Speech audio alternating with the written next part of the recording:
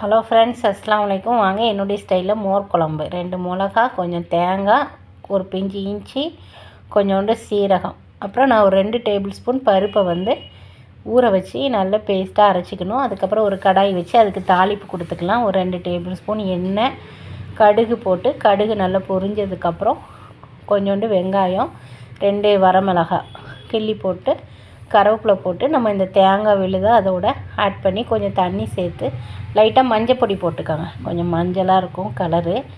மஞ்சள் பொடி போடலன்னா ஒயிட்டாக இருக்கும். இந்த மாதிரி ஒரு கிளறி விட்டு கொஞ்சம் தண்ணி சேர்த்து தேவைக்கு உப்பு போட்டு நல்லா கலந்து இறக்கி வச்சிடணும். இறக்கி வச்சு இது கொஞ்சம் ஆறுனதுக்கப்புறம் நம்ம தேவைக்கு தயிரை மிக்சியில் மோர் மாதிரி அடித்து அதையும் அதோட மிக்ஸ் பண்ணி இறக்குனிங்கன்னா ஒரு அழகான என்னுடைய ஸ்டைலில் மோர் குழம்பு. பிடிச்சிருந்தால் லைக் பண்ணுங்கள். அஸ்ஸலாமு அலைக்கும்.